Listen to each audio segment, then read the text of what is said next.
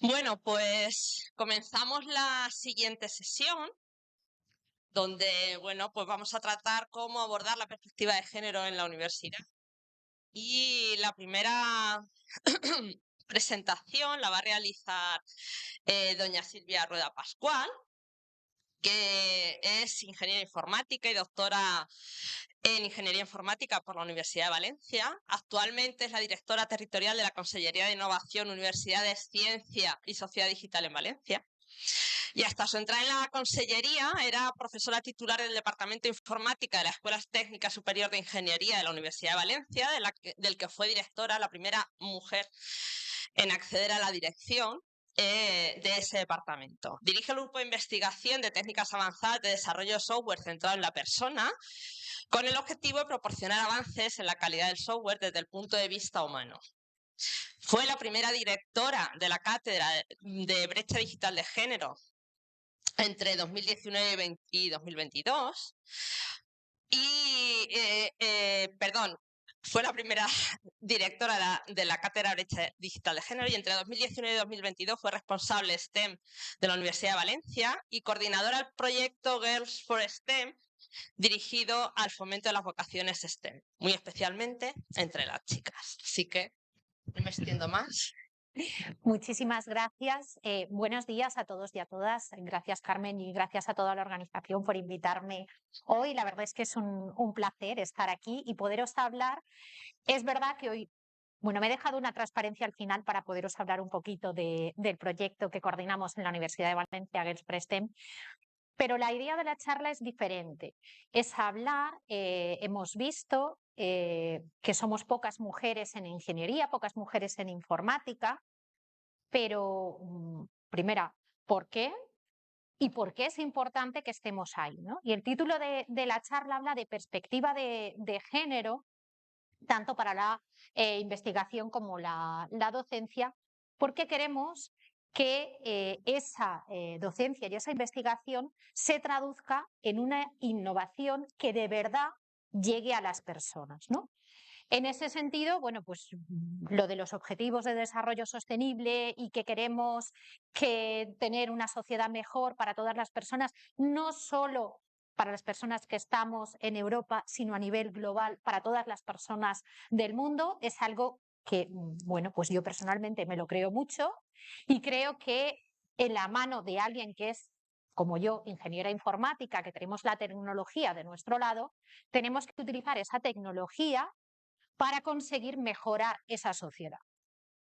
Pero ¿cómo lo estamos haciendo? Lo estamos haciendo muy bien. ¿De verdad nuestros avances en ciencia y en tecnología se traducen en una innovación que aporte beneficios a nuestra sociedad?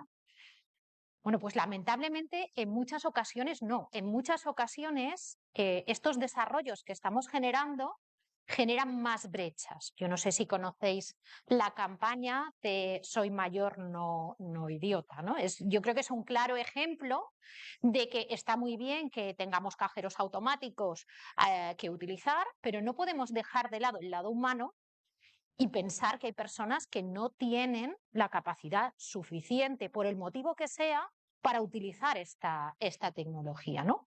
Y tecnología que nos genere desigualdades, tenemos muchas. Yo no sé si conocéis este libro de Virginia Eubanks.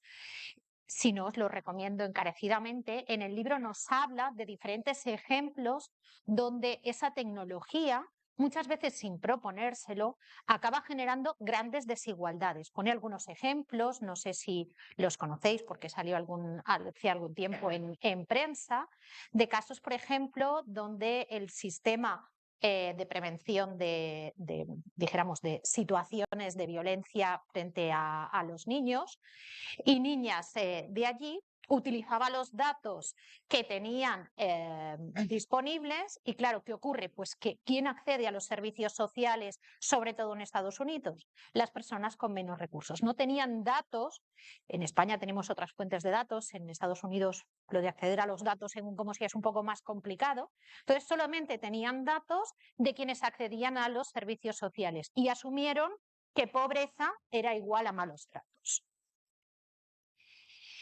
Otro de los ejemplos, en este caso ya relacionado con las diferencias de género, ¿no? Pues persiste hoy en día la diferencia a la hora de reconocernos la voz de hombres y mujeres. Esto es algo que desde el primer sistema que se puso en marcha quedó patente, no sé si conocéis el caso, pero en la presentación del primer sistema de reconocimiento de voz falló estrepitosamente, porque con quien lo probaron en directo allí en Estados Unidos con todas las cámaras, pues era una mujer. Pero al equipo no se le había ocurrido antes probarlo con una mujer, porque como todos eran hombres, pues pensaban que funcionaría igual. Y mira, no. Este otro ejemplo es de un estudio que hicieron para analizar lo que tenían, sabéis, el etiquetado de las imágenes que permite reconocer los objetos. ¿Vale? Lo que hicieron para ver cómo funcionaba, si era capaz el sistema de reconocer correctamente los objetos, fue coger con la aplicación FaceApp y modificar, y partiendo de una imagen que parecía un hombre o que parecía una mujer, la transformaban y le daban la apariencia contraria. Bien, pues cuando teníamos la foto que lo habían transformado en una apariencia masculina, reconocía que en la mano llevaba un taladro. Pero si la que lo llevaba era una mujer, no reconocía el taladro, porque todo el mundo sabe que nosotras no podemos tener un taladro en las manos, ¿verdad? Claro. Bien, ¿qué retos nos tenemos que afrontar y por qué estas diferencias, estas desigualdades, estas brechas son tan importantes, ¿no? Pues lo primero, si estamos en la universidad, lo que nos tenemos que plantear, y ocurre mucho, es aquí todo el mundo investiga, ¿verdad? Publicamos, tenemos que pedir sexenios, vale. ¿Y nuestra investigación realmente acaba en algo? Lamentablemente en España estamos muy bien o bastante bien posicionados y posicionadas en rankings internacionales respecto a publicaciones científicas, pero nada bien en hablar en términos de transferencia. Es decir, cuando esa investigación tiene que llegar a la sociedad, no llega. Realmente no llega. Esa pata de la transferencia es fundamental para conseguir mejorar esa sociedad, lo que hablábamos al principio, ¿no? ¿Qué situación nos encontramos? Bueno, pues además, en el ámbito de la tecnología en particular, nos encontramos con que, bueno, prácticamente la totalidad de los puestos de trabajo, algo de tecnología van a necesitar. Ya no solo personas que hayan estudiado una ingeniería informática, es que conocimientos y competencias digitales se nos van a requerir a todos y a todas. Lamentablemente, pues no todo el mundo tiene esas competencias. De hecho, cuesta mucho a las empresas encontrar trabajadores y trabajadoras que tengan esas competencias. Y además, esa falta de competencia se traduce en nuevas desigualdades, porque al final, si no tienes las competencias, no puedes encontrar empleo, ¿no? Bien, y eso nos lleva al tema de la brecha digital, que es fundamental para abordar la innovación. Y no es que toda la innovación sea tecnológica, ¿de acuerdo? Tenemos que aplicar la tecnología para un buen uso, para avanzar en todas las áreas. Y hay otras maneras de hacer innovación, pero la nuestra es desarrollando tecnología, ¿no? Bien, en el caso de la brecha digital, tenemos diferentes elementos que contemplar. Por un lado, que la brecha tiene muchos condicionantes, ¿vale? Tenemos condicionantes de género. No es lo mismo la situación que tienen las mujeres frente a la brecha digital que la que tienen los hombres. Pero también influyen otros factores como la edad, evidentemente. No es lo mismo la brecha en las personas más jóvenes que en las más mayores, la geográfica, la funcional. Las personas con diversidad funcional lo tienen muchísimo más difícil. Y, por supuesto, la situación económica y de empleo que tienen los trabajadores y trabajadoras influye mucho y está muy relacionada con esa brecha digital.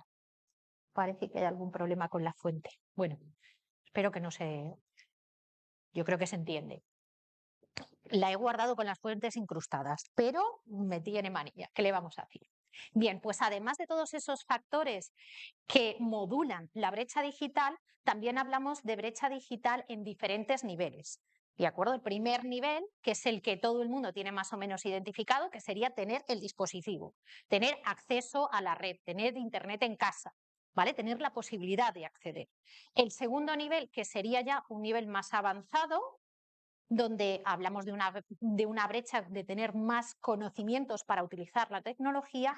Y el tercer nivel, y más importante, es que podamos dedicarnos a vocaciones relacionadas con tecnología y, sobre todo, las posibilidades de inclusión que nos supone esa falta de conocimientos tecnológicos, ¿no? Y esta es la parte al final más importante, porque si no tenemos estas competencias, pues primera, que no vamos a poder hacer muchas cosas, como veíamos el ejemplo de soy mayor, no idiota, ¿no? Y además se generan muchas desigualdades y problemas pues añadidos, ¿no? Es decir, no solo es que no puedan utilizarla porque no saben, sino que ahí les estamos negando posibilidad de acceso a servicios sanitarios, a acceder de manera peor a que pues alguien te engañe en Internet, son más sensibles a los bulos, al acoso, ¿de acuerdo? Hay una serie de situaciones que afectan al desarrollo como ciudadanos y ciudadanas. Bien, y para eso, ¿qué situación tenemos, ¿no? En las universidades? ¿Cómo podemos participar? ¿Cómo podemos colaborar a cerrar estas brechas? Bueno, necesitaremos de gente estudiando estas titulaciones. Bien, pues yo creo que se ha comentado un poco antes, no hay, ¿vale? Es decir, hay una reducción tanto de hombres como de mujeres que se interesan por las áreas de la ingeniería y de la tecnología y en particular de las TIC. ¿De acuerdo? Estamos hablando que solamente un 7% cursa este tipo de titulaciones. Si hablamos de mujeres, pues si nos centramos en ingeniería hablamos de un 30%, pero como ya sabéis, en informática la cosa está bastante peor. Estamos alrededor del 13% y además es algo que ha ido a peor. Estamos hablando de que en los años 80 éramos un 30% de mujeres. Esto es algo que se produce ahora, por ejemplo, también mucho en las titulaciones de matemáticas. Matemáticas tradicionalmente han sido titulaciones donde se asumía que ibas a ser docente, y entonces entraban muchas mujeres. Como ahora se considera una profesión de éxito por todo el tema relacionado con datos y demás, hay una consideración de que ahí hay dinero, comentaba la compañera anteriormente, y entonces ya somos menos mujeres. Están ya alrededor del 30%. Y como también ha salido, esto es algo que no es solo aquí en España. Estos son datos sacados comparando lo que veis es un poco complicada la gráfica, os la explico. La parte de abajo es de la Comunidad Valenciana, de donde yo vengo, y la de arriba es el global de toda España, ¿vale? Y están representadas las empresas que contratan mujeres en puestos TIC, ¿vale? Bien, si os fijáis, las dos últimas barras son 2019-2020. ¿Vale? ¿Qué pasó en 2020? Una pandemia, nos recordamos, ¿verdad? Bien, pues si os fijáis, no solo es que hayan un montón de empresas en toda España que no contratan a mujeres, la barra amarilla son el porcentaje de empresas que no tienen contratada a ninguna. No a una, dos, no, a ninguna. Y en el 2019 eran casi el 58%. Pero con la pandemia, y eso que el sector no perdió empleo, todo lo contrario, se subió a un 68% de empresas que no contrataban mujeres. ¿Por qué? Porque quienes nos quedamos en casa cuidando fuimos nosotras. Bien, y todo esto a pesar de que las empresas con mayor diversidad, tanto de género como de cualquier otra característica, está demostrado, y hay un montón de estudios que nos dicen que tienen mejores resultados económicos. Entonces, ¿qué pasa? ¿Por qué no interesa, ¿no? Si nos fijamos en esta parte del sector innovador y miramos, por ejemplo, las startups, pues ocurre un poco más de lo mismo. Aunque una de cada 3 startups sí que tiene una mujer como directora, ellas no ocupan puestos tecnológicos, ¿vale? Pero bueno, estaríamos un poco mejor, un poquito mejor de ese 30%. En cualquier caso, nos dan menos dinero, a pesar de que las empresas dirigidas por mujeres son mucho más solventes y más perdurables en el tiempo. Yo creo que esta ya ha salido durante las sesiones de hoy, ¿no? Es la famosa gráfica de Tijera hablando del techo de cristal y la evolución de las carreras profesionales de hombres y mujeres. Esta es la misma, pero referida a ciencia e ingeniería. Es decir, aquí no llega ni a producirse la tijera. Somos muy pocas y acabamos siendo poquísimas las que llegamos o las que llegan en el último caso, que sería la figura de catedrático. ¿Vale? Y si hablamos de segregación horizontal, también se ha comentado hoy, pues la representación de las mujeres en ingeniería y arquitectura baja sustancialmente. Comentar además que no baja tanto porque realmente arquitectura y algunas ingenierías sí que tienen porcentaje más alto de mujeres. Si miramos individualmente las distintas ingenierías, hay situaciones mucho más problemáticas. ¿Y por qué? Llegamos a la pregunta importante y aquí sí que me gustaría hacer un comentario, creo que ha sido Gloria, ¿verdad? Vale, sobre la paradoja de la igualdad. Vale, lo siento, pero hay muchos detractores de esa teoría, ¿vale? Primera porque los datos no están muy claros, no es tuya, ¿eh? Ya sé que no es tuyo el estudio, pero sí que lo que se argumenta en contra del estudio es que no han podido reproducir esos resultados y además lo que ocurre es que lo que faltan son variables por analizar, es decir, no hay una educación diferente para que las chicas no nos guste, perdón, no lo estoy diciendo bien. Hay una educación diferente, un contexto diferente que nos marca de manera diferente a las mujeres y hace que lo que aparentemente sea una decisión libre que tenemos en los países más desarrollados, no lo es. ¿Vale? Entonces, pues ahí tenemos un problema que es una decisión muy condicionada por todos esos elementos.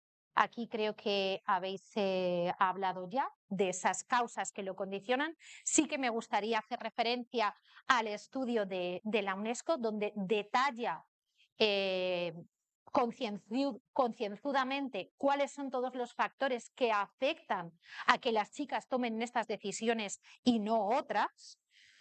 Algunas ya se han comentado, como es el propio autoconcepto. En estos, bueno, es un estudio, yo creo que es el que citamos todo el mundo. A partir de los 6 años, el estudio de Science determinó que las niñas se consideran poco inteligentes. Los chicos se consideran igualmente inteligentes a partir antes y después, y no es que a ellas les pase nada a los 6 años, es que toda la serie de estereotipos y de ideas que tenemos pues acaban haciendo. Y el de la derecha es un estudio nuestro, gracias al proyecto Gelfrestem, donde más o menos se repiten los mismos resultados, ¿no? Y es llamativo como ellas se sienten menos válidas en las áreas STEM que lo consideran tanto su profesorado como su familia. Otro de los elementos son los estereotipos que han salido sistemáticamente. No estamos libres de ellos, nadie. De hecho, tienen una utilidad real, que es ayudarnos a procesar más fácilmente la información, pero condicionan todas nuestras decisiones y si tenemos matraca desde que nacemos, como veis, pues solo hace falta ver la sección de ropa de bebés, que ya vemos las diferencias o las de juguetes, pues al final tiene una serie de consecuencias. La falta de referentes, quería, bueno, pues tenemos aquí unas cuantas, no sé de cuántas conoceríais el nombre, pero muchas de ellas nos pasan desapercibidas. El estudio de Ana López Navajas, que también se ha comentado anteriormente, y aquí sí que quería dar una pincelada, porque sí que hemos conseguido que ese estudio tenga una serie de consecuencias. Ahora Ana tiene un proyecto que se llama Women's Legacy, que están intentando llevar a los colegios y que en los libros de texto se produzca un cambio. Ya hay algunos cambios, no sé si conocéis a Clara Grimas, eso es el libro de matemáticas generales de primero de la ESO, y sale ella. Y evidentemente ha salido también el tema cómo tratamos las matemáticas, ¿no? Las matemáticas tienen que ser divertidas y tenemos que abordar desde la escuela que esto no es difícil, sino que pues nos lo han pintado de una manera como no es. ¿Y cómo lo solucionamos? Pues con perspectiva de género. ¿Por qué? Pues porque, como nos dice Londa Siving, la perspectiva de género nos va a servir para mejorar tanto la situación de las mujeres como la de los hombres. Es decir, nos va a ayudar a mejorar la situación de todas las personas. ¿De acuerdo?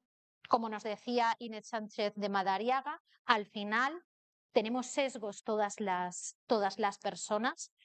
Y cuando hacemos ciencia y cuando hacemos tecnología, esos sesgos se trasladan a nuestros desarrollos, ¿vale? Pero la ventaja, lo que tenemos que aprovechar es que todos esos sesgos son culturales, no hay nada innato. Y por lo tanto, si son culturales, se puede utilizar la educación para cambiar esos sesgos. Otro elemento que también ha salido y es que es súper importante trabajar todos estos temas desde que los niños y las niñas son muy pequeños. Ese análisis de género, como decía, nos ayuda a mejorar la vida de todas las personas siempre que lo planteemos desde el inicio de nuestras investigaciones, ¿vale? Esto no es cuando llega el proyecto a hacer la justificación diciendo que el equipo es paritario. O no llega a decir, no, es que si es un experimento con cobayas, vamos a utilizar cobayas machos y hembras. La perspectiva de género debe entrar desde el minuto cero. El hecho de plantearnos un proyecto u otro, teniendo en cuenta a quién vamos a llegar y si si llegamos a toda la población, es ya plantearse la perspectiva de género. Tiene que estar presente en todas las fases de nuestras investigaciones. Os había dejado un par de ejemplos sobre cómo aplicarlo o cómo sería la idea de aplicarlo. Por ejemplo, pues cuando trabajamos con vehículos, considerar la variable sexo significa tener en cuenta que las mujeres embarazadas también van al volante y tengo que hacer un cinturón adecuado. Esto que parece trivial estuvo muchos años sin hacerse. Y otro elemento a tener en cuenta desde el punto de vista de la variable género serían los usos diferenciados que hacen las mujeres y los hombres. Nosotras hacemos trayectos más cortos y más frecuentes porque generalmente seguimos siendo nosotras quienes vamos a recoger a los pequeños o llevar a las personas mayores. Este otro tiene que ver con la parte económica, ¿vale? Y como me estoy quedando sin tiempo y me quedan algunas, lo vamos a pasar. La otra parte que nos corresponde a todos y a todas aquí en la universidad es, vale, la parte de la investigación la tengo en cuenta desde el minuto cero, pero ¿y la parte de la docencia? No podemos pensar que como somos titulaciones de ingeniería, de informática, esto no hay perspectiva de género. Todo lo contrario, es que somos personas y enseñamos a personas. Entonces, ese proceso de enseñanza-aprendizaje es en el que vamos a poder influir en nuestro alumnado. Si como el ejemplo que habéis dado, por ejemplo, en el de la Olimpiada Informática, estoy cansada de insistirles todos los años, es que los ejercicios que ponemos están muy bien, pero están pensados en ellos, en un sistema mucho más llevado a lo que tienen ellos de intereses.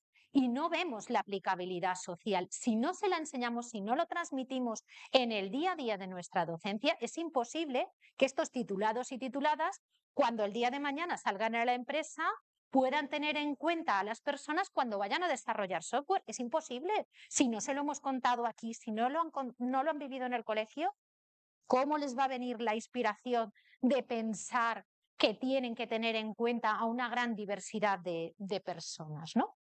Bueno, hay una serie de acciones y como no me da mucho tiempo y está publicado en un artículo de Genui, si queréis, lo podéis ver con profundidad allí. Las recomendaciones van en cuanto desde la propia elaboración de las guías docentes, el uso del lenguaje inclusivo en todos los contenidos que desarrollamos, no solo hablando, una revisión concienzuda de los contenidos en cuanto a imágenes, ¿de acuerdo? Podemos utilizar el lenguaje no sexista hablando, pero si los ejemplos visuales que damos siguen siendo hombres, pues poco favor hacemos, ¿no? Y luego tener en cuenta que las metodologías activas pues están muy bien, son fantásticas, todos y todas las utilizamos, pero per se no significa que vayan a mejorar y vayan a suponer una inclusión de la perspectiva de género. Para que lo supongan, debemos tener en cuenta pequeños detalles, como es el trabajo colaborativo, que participa todo el mundo, porque hay una serie de estudios que nos dicen, pues creo que también habéis comentado, que no tratamos inconscientemente, no tratamos igual a las chicas que a los chicos. Y además, fundamental, visibilizar, aprovechar para visibilizar referentes y aprovechar para que hagan algo que tenga una implicación social. Y en cualquier asignatura se puede plantear esto. ¿Vale? También hay muchos estudios que nos hablan de los sesgos a la hora de evaluar, tanto al alumnado entre sí como nosotros y nosotras a nuestro alumnado. En las evaluaciones que nos hacen a las profesoras también, nos evalúan peor a nosotras. Y uno de los elementos y recomendaciones adicionales sería algunas ideas que nos han pasado. Cómo incluirlo dentro de una asignatura debe ser de manera transversal, porque al final hemos de tener cuidado. Si insistimos demasiado podemos encontrar un efecto rebote y a mí no me gustaría tenerlo, pero es verdad que es importante pues, trabajar desde la experiencia. Tampoco hace falta que todo el mundo nos lo planteemos de, ostras, tengo que revisar toda la asignatura de golpe. No, pues ves poco a poco, no pasa nada, ¿de acuerdo? Y otro elemento muy importante es que si os fijáis y analizáis cada una de las propuestas, la mayoría de docentes ya lo hacíamos, no para incluir la perspectiva de género, sino que nos ayuda a tener en cuenta la diversidad de nuestro alumnado. Y hoy de proyectos, me tenéis que perdonar, este es el que tenemos en la Universidad de Valencia, que se llama Girls for STEM, y sí que, ya sé que me he pasado del tiempo, perdón, pero tenía que comentaros. Muy importante, ¿de acuerdo? Totalmente de acuerdo en que tenemos que actuar con las chicas, pero es fundamental que ellos también perciban esta situación. Si no, no arreglamos nada. El proyecto lo que intenta precisamente es ir a ese otro público que no es generalmente el que nos dirigimos, ¿de acuerdo? Es un proyecto que está dirigido tanto a actividades de divulgación en general, donde vienen expertas y nos hablan de su día a día, como sobre todo a los centros educativos.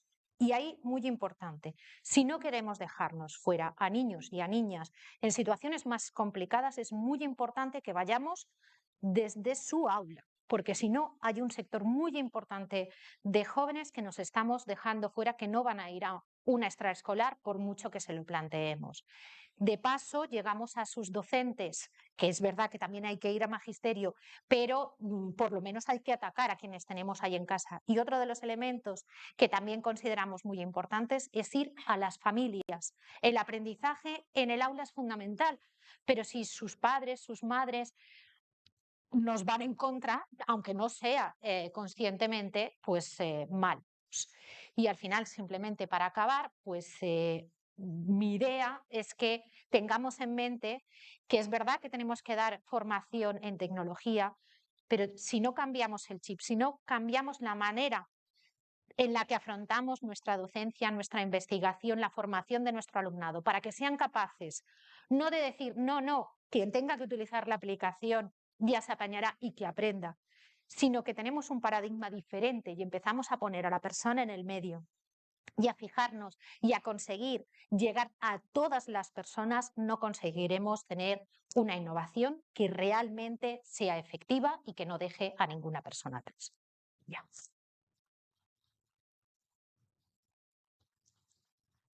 Perdón. Muchas gracias, Silvia. ¿Tenéis alguna pregunta? Una rapidilla, porque efectivamente. Perdón, me he Pero no pasado. pasa nada, no pasa nada porque ya está. Entendí que era media hora. Gloria, bueno, te paso. Bueno, una pregunta no, tendría muchísimas y, y me ha encantado la charla, Silvia. Yo creo que vamos a tener oportunidad después de Sí. hablar. Esto último que has comentado es que me parece súper importante y que no suele salir, lo de las familias.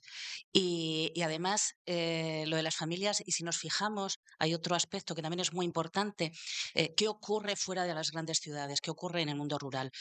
Yo creo que hay ya, bueno, una que fue estudiante mía en la Escuela de Industriales y que ahora mismo trabaja en Airbus, me dijo hace tiempo, Gloria, yo creo que soy la primera ingeniera de mi pueblo. Es muy importante, me dijo ella, es muy importante que vayáis a hablar con las familias, con las madres sobre todo. Para mí, quien realmente me apoyó muchísimo fue mi madre, porque yo tuve que tomar la decisión de salir del pueblo, hacer una carrera que Claro. no conocía a nadie que hubiera hecho una ingeniería, no era lo normal el que yo me fuera, cambiara de provincia incluso para ir a estudiarla.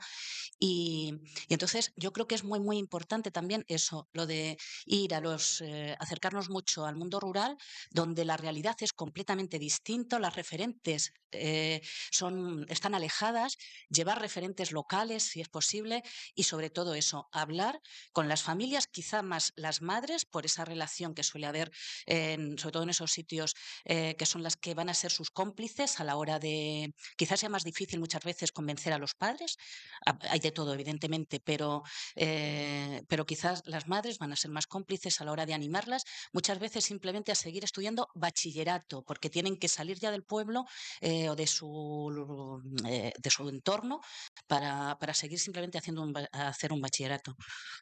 Totalmente. Es que es fundamental, ¿no? Tenemos un problema muy amplio y que tiene muchas patas que atacar. Entonces no podemos centrarnos únicamente en una, tenemos que diversificar e ir a ver todos los elementos que nos están afectando. Y es verdad, y es lo que yo intentaba transmitir, tenemos muchos programas en general en España y en Europa dirigidos a dotar de competencias a las chicas, pero ahí se nos quedan fuera que ellos sean conscientes de que nosotras también nos dedicamos a esto y que las familias puedan conocer ese referente. Y es verdad que indudablemente, pues si hablábamos de la brecha que hay geográfica, aquí vuelve a pasar lo mismo. Es decir, si nos faltan referentes en un pueblo donde todavía es más difícil que haya una mujer que se dedique a estas cosas, todavía es más importante.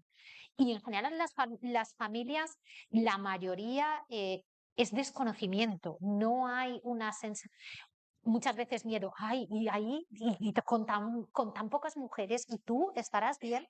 Y muchas veces el mostrarles referentes de mujeres, muy importante, que sean mujeres normales y corrientes. Si persistimos en la idea de mostrar grandes referentes, no va a funcionar. ¿Por qué? Porque hemos visto que las niñas se consideran que no son inteligentes. Entonces, si le ponemos a Marie Curie de ejemplo, va a decir, sí, Marie Curie sí, pero yo no, que yo no soy inteligente. Entonces, muchas veces hablamos y nos gusta un poco remarcar y poner en valor la mediocridad. La mediocridad entendida en que no hace falta ser la mejor profesional, no, es que todas trabajamos. Ya está, no hace falta ser fantástica y maravillosa para dedicarse a esto. Entonces, pues tener referentes muy cercanos donde tanto las niñas y los niños puedan ver que están trabajando en estas áreas y las familias también. Y luego conocer, es que no conocen a lo que nos dedicamos. O sea, que saben lo que hace alguien que se dedica a la medicina, a la abogacía, pero en general no tienen ni idea de lo que significa ni la ingeniería de ningún tipo, y la ingeniería informática ya ahí sí que es un señor en un sótano delante de una pantalla sin salir y comiendo comida basura. Entonces, claro, es muy importante incidir ahí. Nada, ya me callo. Muchas gracias, Silvia.